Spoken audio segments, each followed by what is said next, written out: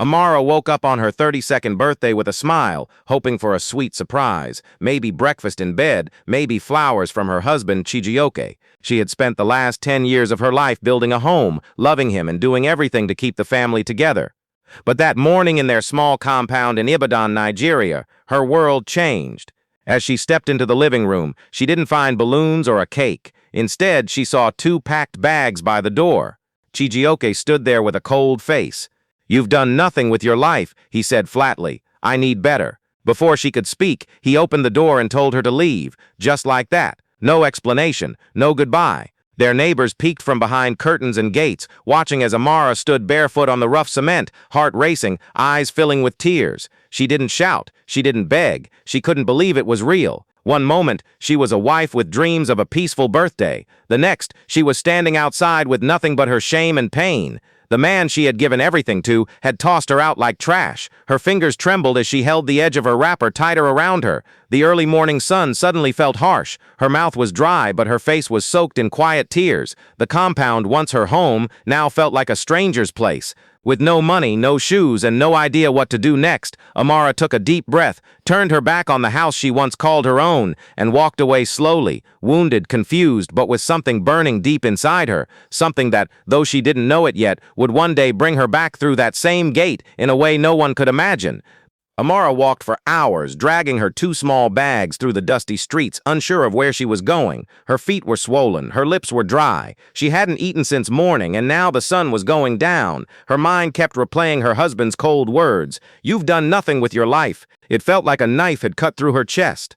After everything she gave to her marriage, 10 years of cooking, cleaning, praying, staying loyal, this was how it ended. Kicked out like a stranger, like trash. She tried not to cry anymore. She had cried enough already. But the pain kept squeezing her chest and her eyes stayed wet. She reached the bus park in Ibadan and looked around, lost. Her phone had died hours ago, and she had just a little money in her purse. Not enough for a hotel, not even enough for a proper meal. There was only one place she could think of, her aunt's house in Osogbo, Auntie Reese.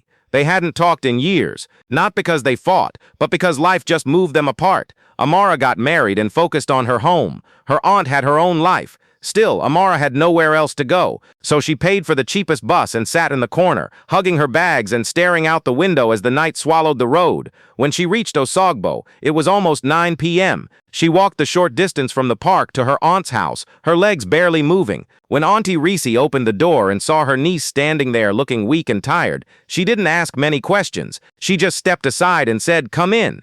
Amara whispered thank you, and for the first time that day she felt a small piece of comfort.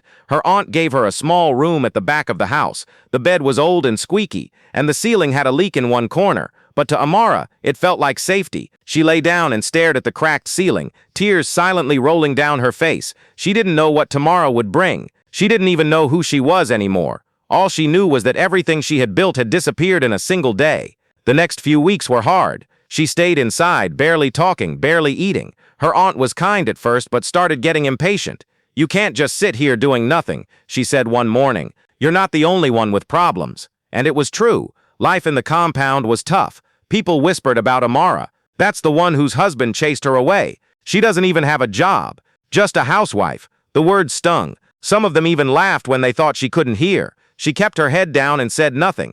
But inside, something was burning. One day, while scrolling through an old phone her aunt had given her, Amara stumbled across a YouTube video, How to Bake a Simple Chocolate Cake. She clicked on it out of boredom. But as she watched, something stirred in her. The soft voice explaining each step, the smooth mixing of butter and sugar, the final product that looked warm and comforting, it gave her a feeling she hadn't felt in a long time, interest. She watched the video again, then found another one, and another. She started writing down notes in an old-school notebook, copying down ingredients and tips. She asked her aunt if she could try baking. Her aunt looked at her and laughed. "With what oven?" Amara smiled weakly. "Let me use the kerosene stove. I'll try." Her aunt shrugged and said, "As long as you don't burn down the kitchen." Amara used the last bit of money she had to buy flour, eggs, and margarine. She didn't have measuring cups, so she guessed. She didn't have a mixer, so she used a spoon. She didn't even have a proper baking pan, just an old pot. She mixed the batter carefully, just like in the video, poured it into the pot, and placed it on stones over the stove. 40 minutes later, she lifted the lid. It wasn't perfect. The cake was a little burnt at the bottom, a bit flat, but it smelled sweet and warm. Her aunt took a bite and raised her eyebrows. Not bad at all. That small praise made Amara smile for the first time in weeks. From that day, Amara was hooked. She watched baking videos every day, wrote down everything she learned, and started testing more recipes. She found free online business courses and joined with her aunt's borrowed Wi-Fi. She studied at night, practiced in the day, and slowly started getting better. Sometimes her cakes failed. Sometimes they were too salty, too hard, or too soft. But she kept going. She gave free samples to neighbors, hoping for honest feedback. Some smiled and said thank you. Some gave her blank stares. A few asked if she had nothing better to do. But Amara kept baking. Her tears no longer came from pain. They came from passion. She started dreaming again of having a bakery, of seeing her name on a box, of standing tall in front of people who once laughed at her. One Sunday after church, her aunt's friend came visiting. She tasted one of Amara's cupcakes and said, "You should sell these. People will buy." That gave Amara the courage to take the next step. She borrowed a plastic table from the vegetable seller outside and made 10 cupcakes. She carried them in a tray, walked to the gate of a nearby school, and stood there, heart pounding. For an hour, no one bought anything. Then a young girl passed, took one look and said, "How much, Auntie?" Amara smiled shyly. 200 naira. The girl bought one, tasted it, and beamed. "This is nice." That was all it took. Word spread. The next day, 3 students came to buy. Then more. A teacher asked if she could make a birthday cake. Amara said yes, even though she didn't know how. She stayed up all night watching videos and made a simple sponge cake with icing. It wasn't fancy, but the customer loved it. She started saving her small profits, bought better ingredients, and printed a small sign, SweetVictory Pastries. She used a friend's phone to take photos of her cakes and opened an Instagram page. A university student who bought from her posted the cupcakes on Twitter.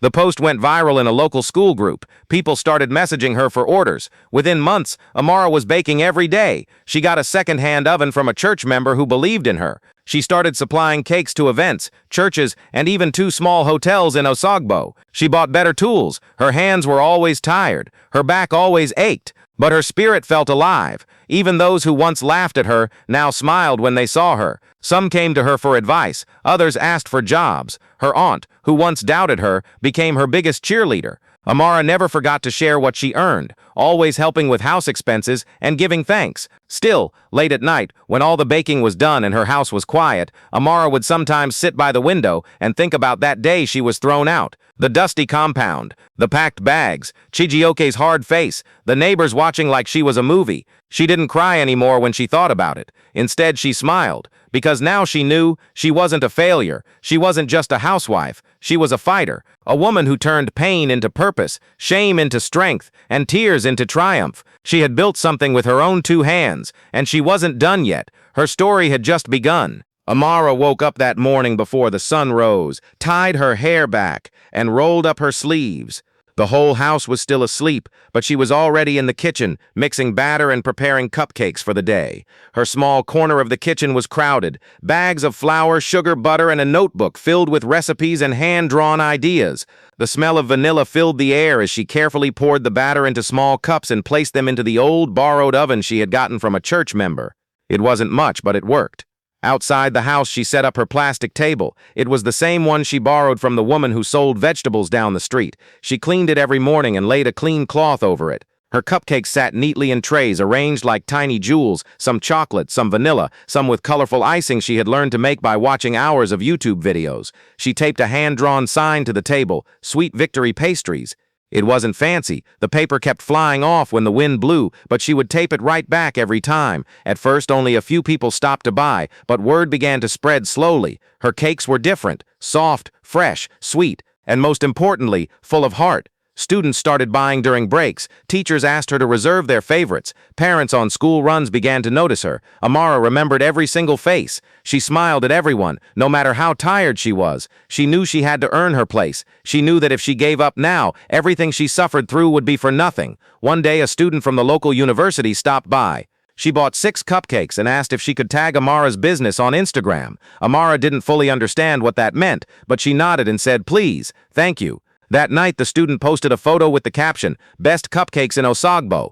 You need to try at SweetVictory Pastries. Amara's phone didn't stop ringing for days. Orders came flooding in. People messaged her saying they saw her cakes online and wanted to taste them. Some even offered to come pick them up themselves. Then came an invitation that changed everything. The university was hosting a campus event and wanted local vendors to sell food. One of the organizers, who had tasted her cupcakes, personally invited Amara. She was scared. She had never done anything that big. But she said yes. For 3 nights she didn't sleep. She baked until her back hurt. She borrowed extra trays. She begged her aunt's neighbor for help with transportation. On the morning of the event, she wore her best clothes, packed everything into small cartons, and took a bike to the campus. At first, she stood quietly behind her table, nervous. Students walked by. Some stopped, others didn't. But then one person took a bite of her cupcake and shouted, "This is fire!" Others followed. A group of girls posted videos. People started lining up. She sold out everything in less than 2 hours. And then something wild happened. Someone live-streamed it. Amara's cakes became the talk of the day. Students posted pictures, shared the tag, and even began calling her Cupcake Queen. From that moment, SweetVictory Pastries became more than just a roadside hustle. It became a name people wanted to be associated with. Amara began receiving messages from people in nearby towns, people asking for cakes for birthdays, for baby showers, for small weddings. She started taking bigger orders. She bought more tools with the money she had saved. She rented a tiny kiosk closer to the university and hired a young girl named Miriam to help her. Miriam was full of energy and always smiling. She reminded Amara of herself, back when she still believed in dreams. Together they would bake, clean, pack, and sometimes even deliver. Customers loved the personal touch Amara gave. She didn't just bake, she cared. She remembered people's birthdays. She added small handwritten notes like "Thank you for your order" or "Wishing you sweetness always." These little things made her stand out. Soon, small hotels and cafes began calling her. One manager from a hotel in Akure had come to Osogbo for a wedding and tasted her red velvet cake. He called 2 weeks later and placed a standing order, cakes for their weekend buffet. Amara was stunned. She didn't even know what a standing order meant at first. She had to Google it. When she understood, she cried, not because she was sad, but because she was proud. All her sleepless nights were finally turning into something. Weddings became her biggest market. Word spread from one bride to another. People began to book her months in advance. Some customers would travel hours just to pick up cakes. Her Instagram page grew faster than she expected. She started getting invites to speak at small business meetups. Some schools even invited her to talk to students about entrepreneurship. Each time she stood in front of a crowd, she was nervous, but she remembered the woman she used to be, shy, broken, scared, and she spoke with truth and heart. Her story moved people. They saw not just a baker, but a woman who refused to give up. Even though life had changed so much, there was one place she couldn't stop thinking about, the compound in Ibadan. The gate where she stood barefoot as her husband threw her out. The small crowd of neighbors who watched and said nothing. The exact spot where her heart broke. It lived in her memory like a scar you never fully forget. She didn't want revenge. She didn't want to go back crying. She just wanted to return, not as the woman who was thrown out, but as the woman who built something from nothing. One evening, as she sat counting her earnings and planning her next orders, a call came in. It was from a real estate agent. He had found something interesting, a house in Ibadan that was going into foreclosure. When Amara asked for the address, her heart stopped. It was that house, the very one, her former home, the one she was kicked out from. She didn't speak for a few seconds. Then she calmly said, "Buy it, full cash." The transaction took just a few weeks. She didn't need to take a loan. She had saved more than enough. The day she drove back into that compound in a black SUV, wearing a cream-colored suit and heels, the same neighbors peeked through their windows. Some didn't recognize her, some whispered in shock, some just stared. Amara stepped out, adjusted her sunglasses, and smiled. Her new staff carried boxes inside. She walked through the same gate she once left crying, but now she walked like a queen. Inside the house, the paint had peeled. The walls looked smaller than she remembered. But in her eyes, it was her trophy, her proof that pain can turn into power. As she walked through each room, memories returned, but they didn't hurt anymore. They reminded her of how far she'd come. Outside, she saw someone sitting near the gate, a man, unkempt, thin, looking tired. It was Chijioke, her ex-husband. He looked up at her like he had seen a ghost. He was no longer the proud man with sharp words. He was just a man who had lost his shine.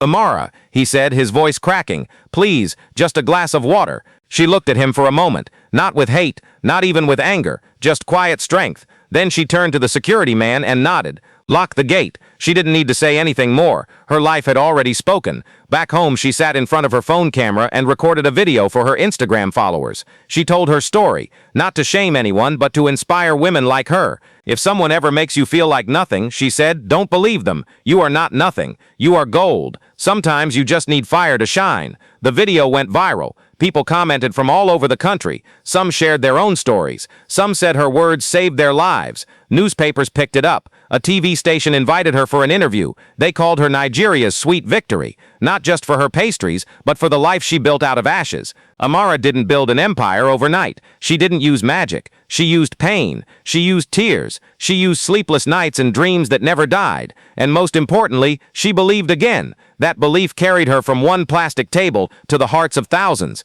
and she was just getting started. 10 years had passed since that terrible morning in Ibadan, the day Amara stood barefoot, heartbroken, and humiliated as her husband Chijioke threw her out of their home. At that time, she had nothing but her tears, her pain, and a small bag of clothes. The neighbors had stood around, watching silently. Some whispered, some pitied her, and some looked away. But no one helped. Amara had walked away that day with nothing but a wounded spirit. Now, a whole decade later, things had changed more than anyone could have imagined. Amara had become a name everyone knew. SweetVictory Pastries wasn't just a business anymore, it was a brand. She had opened shops in multiple cities. Her face was on TV. She had employees, delivery vans, even a baking academy that helped train other women who had been told they weren't good enough. She had gone from making cupcakes on a plastic table to signing contracts in air-conditioned offices. Amara now wore confidence like perfume. Her smile had returned, her voice was strong, and her heart had healed, mostly.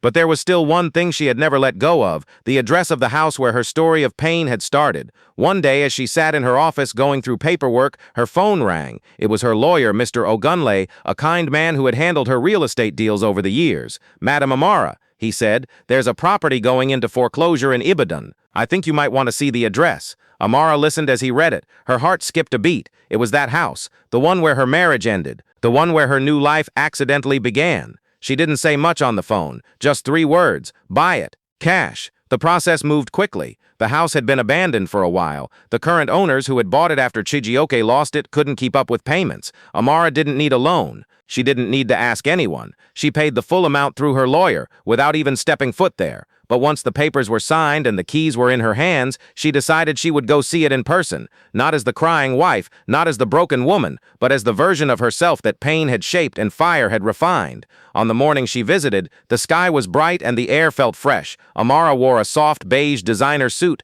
matching heels and sunglasses. Her makeup was simple, elegant. She didn't want to look flashy. She wanted to look like the woman she had become. Her black SUV pulled into the compound, and immediately, the neighborhood started to stir. Curtains moved. Doors opened just slightly. The same neighbors who had watched her walk out years ago were now watching her return. But this time, she was not barefoot. As she stepped out of the car, people began to whisper. One woman gasped. Another nudged her child to come and see. A group of teenage girls pointed and whispered excitedly. A man who had once called her just a housewife now greeted her with respect in his eyes. Amara nodded politely at them but didn't stop. Her eyes were on the house. It looked smaller than she remembered. The paint was chipped. The walls had cracks. The gate was rusty. But to her it was beautiful. Because it was no longer a place of shame, it was now a symbol of how far she had come.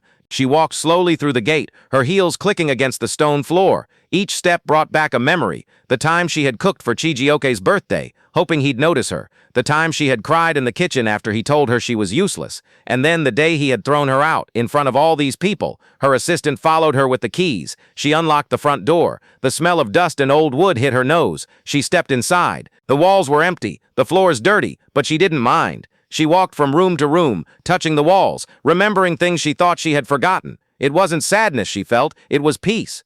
Because she had come full circle. After walking through the whole house, she stood in the living room and smiled. Her assistant asked if she wanted to start renovations immediately. She nodded but said, "We won't live here. I'll turn it into something else." "What do you have in mind, Ma?" the assistant asked. "A shelter," Amara said, "for women who are thrown out of their homes, just like I was." The assistant looked shocked, but Amara's mind was made up. She would turn the house of her deepest pain into a place of hope for others.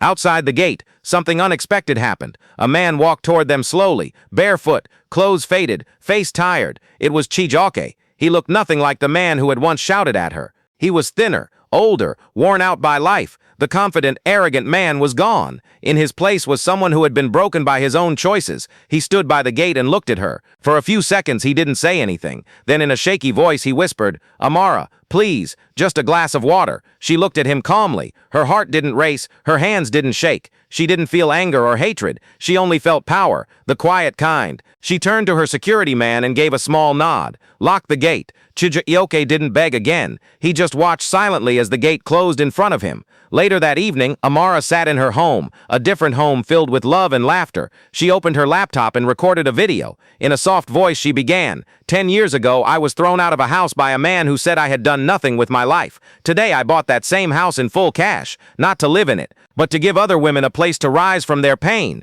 Because when people throw you away like trash, you don't have to stay there. You don't become bitter, you become better." She paused, then smiled. "Let them laugh at you now. One day they'll whisper your name with respect." She posted the video with the caption, "From pain to purpose, sweet victory." Within hours, the video went viral. Thousands of people shared it. Messages poured in. Women across the country sent her their stories. Men apologized for how they had treated women. Even journalists reached out for interviews. Amara had not only bought back the house, she had taken back her story. And this time, she wasn't just writing it for herself. She was writing it for every woman who had ever been made to feel small, who had been told she was nothing, who had been pushed to the ground. Because Amara wasn't just building a business, she was building a legacy. One cupcake at a time, one heart at a time, one broken woman at a time. And the best part? She was just getting started.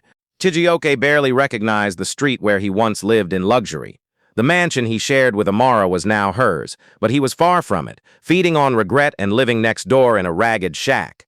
Each morning, he woke in the same dusty space he called home, alone, jobless, and haunted by the story of the woman he lost. He wore torn clothes that had once been pressed and neat. His face was unshaven, his eyes hollow. Now he spent his days sitting just outside the gate of that house he no longer owned, watching visitors come in. He didn't sleep well, he had no plans, he had nothing. When news spread that a woman in heels and a sleek suit had arrived in a black SUV, people began whispering in the neighborhood. Was it a celebrity? A new owner? A businesswoman? They remembered the story of Amara from 10 years before, the broken wife who stood barefoot with her bags, humiliated in front of the same gate.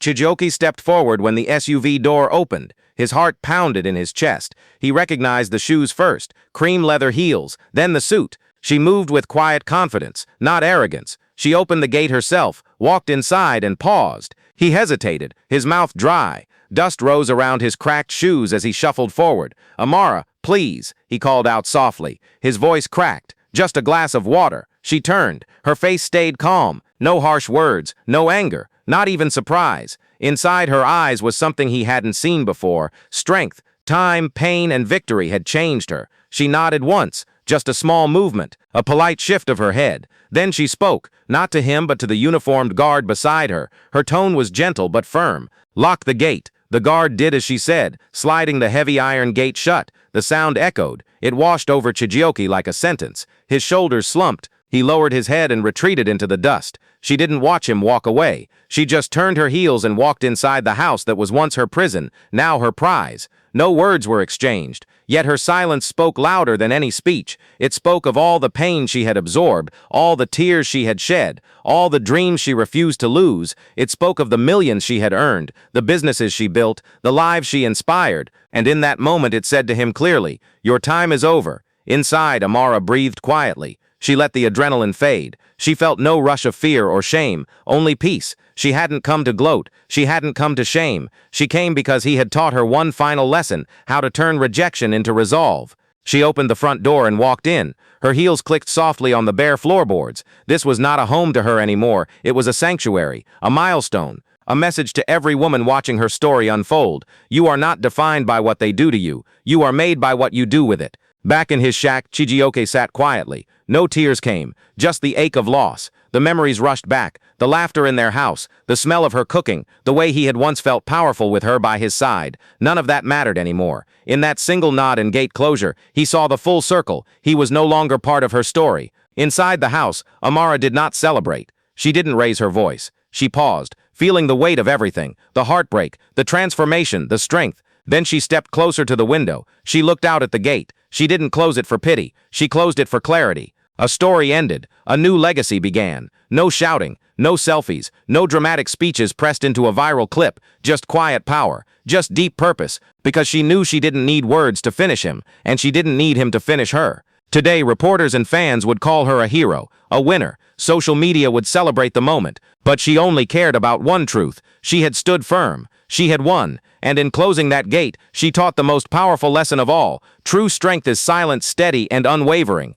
The studio lights were bright, but Amara sat calm and confident. Her eyes glowed with quiet strength, and her voice carried a calm power that filled the room. It was her first national TV interview, and millions of people across the country were watching. The host smiled, clearly excited. "Amara," she began, "your story has touched so many. You've gone from being thrown out to building an empire. What do you want to say to women watching right now?" Amara looked into the camera. She didn't raise her voice. She didn't cry. Her words were simple but powerful. "I didn't come here to shame anyone," she said. "I came to show every woman that when someone throws you out like trash, you don't become bitter, you become unstoppable." There was a pause. The audience in the studio gasped softly. Then came applause. But Amara just smiled, small and graceful. "There was a time," she continued, "when I thought my life was over. I had no money, no plan, no help. People laughed at me. They said I was just a housewife with no future. But I turned every insult into fuel. Every tear became a seed. And slowly I grew." The clip was posted online right after the show ended.